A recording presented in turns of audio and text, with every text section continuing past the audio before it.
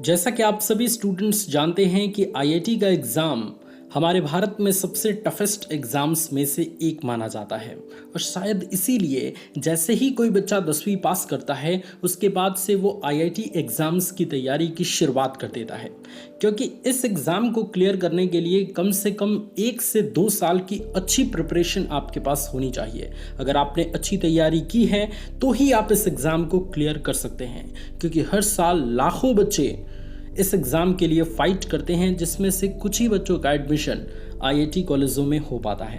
तो आज इस वीडियो का टॉपिक हमारा ये है कि 10वीं बाद से अगर आप चाहते हैं कि आईआईटी की तैयारी करें तो आपको 10वीं बाद से आईआईटी की तैयारी कहाँ से करना चाहिए, आपके लिए बेस्ट जगह कौन सा है। आप अपने शहर में रह के ही आईआईटी की तैयारी करें वो बेस्ट है, या आईआईटी करने के लिए आईआईटी की तैयारी करने के लिए जहाँ पे लाखों स्टूडेंट्स जाते हैं, जी हाँ मैं कोटा की बात कर रहा हूँ, वहाँ जाके आपको आईआईटी की तैयारी करना चाहिए। सो इस वीडियो को कंप्लीट देखिएगा तो आपको सारी चीज़ें बहुत अच्छे से समझ आ जाएंगी। देखिए स्टूडेंट्स, आईआईटी की तैयारी करने के लिए ये दोनों जगह आपके लिए बेस्ट है। अब हर एक स्टूडेंट के सर्कमस्टांस पर, हर एक स्टूडेंट्स की पर्सनल स्थिति पर ये चीज़ें निर्भर करती हैं कि उसकी स्थिति उस टाइम किस तरीके की है। वो अपने शहर से आईआईटी की तैयारी कर सकता है या कोटा जाके आईआईटी की तैयारी कर सकता है, ये सभी स्टूडेंट्स के लिए अलग अलग है। इस वीडियो में मैं 5 चीज़ें बताऊंगा जिसका अगर आपने फुलफिल कर लिया, जिस चीज़ को आपको लगता है कि हाँ ये चीज़ मैं अच्छे तरीके से कंट्रोल कर सकता हूँ, तो आप कोटा जाके अच्छे से अपनी आईआईटी की तैयारी कर सकते हैं। क्योंकि देखिए स्टूडेंट्स, एक जगह पे होता है कि आप अपने शहर से अकेले या 2-4 फ्रेंड्स के साथ आईआईटी की तैयारी करें, और एक होता है कि लाखों स्टूडेंट्स के साथ अच्छे इंस्टीट्यूट से आप आईआईटी की तैयारी करें। दोनों में ज़मीन आसमान का फ़र्क होता है, लेकिन करने वाले अपने शहर से भी आईआईटी की तैयारी अच्छे से कर सकते हैं। लेकिन थोड़ा सा मोटिवेशन वाली जब बात आती है तो अच्छे इंस्टीट्यूट से, अच्छे फ्रेंड्स के साथ, अपने से ब्रिलियंट फ्रेंड्स के साथ किसी अच्छे एग्ज़ाम्स की तैयारी करना, इसकी तो बात ही अलग है। सो अगर आप चाहते हैं कि आप कोटा जाके आईआईटी की तैयारी करें तो इन 5 चीज़ों को ध्यान से सुनिएगा और अपने मन में ही इसको उत्तर देने की कोशिश करिएगा या कमेंट सेक्शन में उत्तर देने की कोशिश करिएगा। सबसे पहली चीज़ कि देखिए 10वीं पास करने वाले मैक्सिमम स्टूडेंट्स की एज 14 से 15 साल के बीच होती है।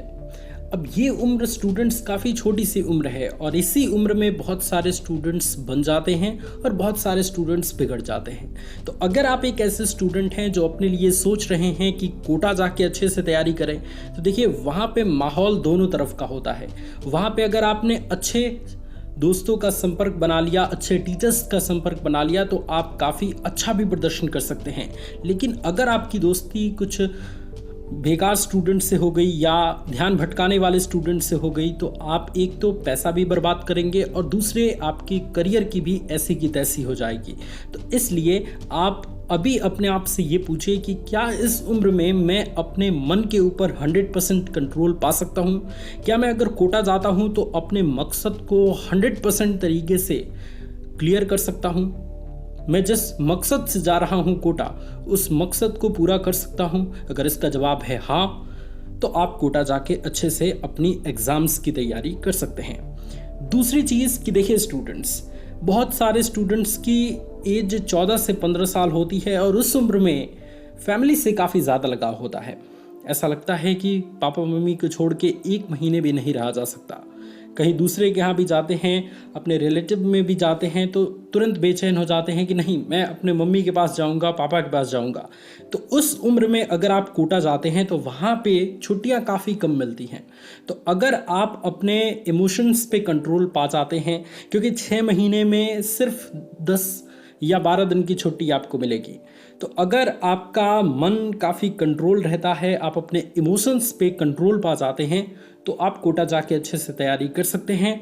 वरना आपका शहर ही बेस्ट है आईआईटी की तैयारी करने के लिए। तीसरी चीज़ कि जैसा कि मैंने स्टार्टिंग में आप सभी स्टूडेंट्स से कहा कि आईआईटी का एग्ज़ाम भारत का टफेस्ट एग्ज़ाम्स में से एक है, तो ऐसी स्थिति में आपको हिम्मत नहीं हारनी है। क्योंकि देखिए एक तो इस एग्ज़ाम का सिलेबस काफ़ी ज़्यादा हार्ड है और ऊपर से लाखों स्टूडेंट्स के साथ आपको कम्पीट भी करना है। तो ऐसी स्थिति में एक एक मिनट आपके लिए काफ़ी कीमती है। तो अगर आप एक ऐसे स्टूडेंट हैं जो हिम्मत नहीं हार सकते, जो और ज़्यादा मजबूत हो सकते हैं, चाहे कितनी भी परिस्थितियां क्यों ना आपको डगमगाए, लेकिन आप अपने लक्ष्य के प्रति हमेशा चलते जाते हैं, तो आप कोटा जाके आईआईटी की तैयारी कर सकते हैं, क्योंकि वहाँ पे आपसे तेज बहुत सारे स्टूडेंट्स होते हैं और उनसे बहुत सारी चीज़ें आपको सीखने को मिलता है। और वरना अगर आपको लगता है कि आप हिम्मत हार सकते हैं, तो एक साल या आप ट्राई करिए कि आप अपने शहर से ही आईआईटी की तैयारी करें। इसके अलावा चौथी चीज़ कि देखिए, बहुत सारे ऐसे स्टूडेंट होते हैं जो किसी भी एग्ज़ाम को देने से पहले चारों तरफ ढिढोरा पीट देते हैं कि मैं तो इस एग्ज़ाम को क्रैक करके रहूँगा, इसमें तो पूरा का पूरा हिला के रख दूंगा। देखिए, ऐसा नहीं करना चाहिए, क्योंकि ऐसा अगर आप कर देते हैं, किसी भी एग्ज़ाम को क्रैक करने से पहले आप चारों तरफ शोर मचा देते हैं, तो घर वालों को, गाँव वालों को या रिश्तेदारों को आपसे कुछ उम्मीदें जुड़ जाती हैं और उस उम्मीदों का असर आपको एग्ज़ाम के प्रिपरेशन के समय काफ़ी पड़ता है। जैसे मान लीजिए एग्ज़ाम आने में भी 6 महीने बाकी है, तो आपका दिमाग ये सोचता है कि भाई मैंने तो सभी से कह दिया है ये बातें। अब उसका डायरेक्ट इम्पैक्ट आपके दिमाग पर पड़ता है और उस समय आप अपनी स्टडी पे कंसंट्रेट नहीं कर पाते। आप पढ़ाई छोड़ देते हैं, आप किसी से बोलते भी नहीं हैं। आप जब बोलते हैं तो कहते हैं कि मुझसे नहीं हो पाएगा, ये है वो है, 10 तरीके के बहाने देते हैं। इससे अच्छा है कि चुपचाप आप जो कर रहे हैं उसे करिए, किसी से बताने की ज़रूरत नहीं है। अगर आप किसी भी एग्ज़ाम में सफल होते हैं, उसको क्रैक करते हैं, तो आपकी सफलता ही चारों तरफ शोर मचा देगी। आपको शोर मचाने की ज़रूरत नहीं है।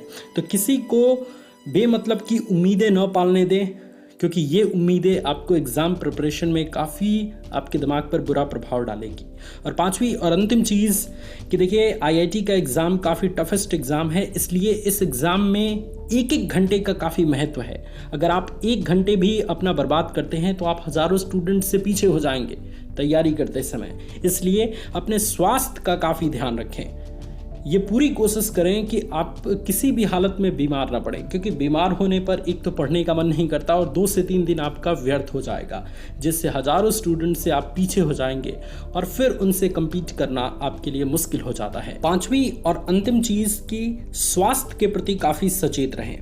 देखिए, आईआईटी की तैयारी अगर आप कोटा जाके करते हैं तो आपके लिए एक एक क्लास काफ़ी ज़्यादा इम्पोर्टेंट होता है, और ऐसी स्थिति में अगर किसी वजह से आप बीमार पड़ गए और एक भी क्लास आपका छूट गया, तो फिर वो उस क्लास को मेंटेन करने के लिए, उस पूरे टॉपिक को मेंटेन करने में आपको काफ़ी ज़्यादा परेशानी हो सकती है, और हो सकता है कि वो टॉपिक आपको फिर कभी क्लियर ही ना हो, और इस स्थिति में आप हज़ारों स्टूडेंट से पीछे चले आते हैं। तो अगर आप एक ऐसे स्टूडेंट हैं जो अपने स्वास्थ्य की काफ़ी अच्छे से केयर कर सकते हैं, और अगर आपको इन 5 बातों में जो मैंने आपको बताया इसमें थोड़ा सा भी शक है, तो आप अपने शहर में ही रह के आईआईटी की तैयारी करिए। और अगर आपको लगता है कि इन 5 चीज़ों का इस्तेमाल आप कर पाएंगे, इस चीज़ को फॉलो कर पाएंगे, तो आप कोटा जाके आईआईटी की तैयारी कर सकते हैं। मुझे उम्मीद है कि इस वीडियो के माध्यम से आपको कुछ मोटिवेशन मिला होगा। अगर आपको अच्छा लगा और अगर आप चाहते हैं कि आपके इंजीनियर बनने की राह में आपका सबसे बड़ा दोस्त, आपका सबसे बड़ा साथी एग्ज़ाम वाला भैया हो, तो चैनल को सब्सक्राइब करके हमें सपोर्ट ज़रूर करिए। Thank you so much students for watching this video. God bless you all. Love you all students. Take care.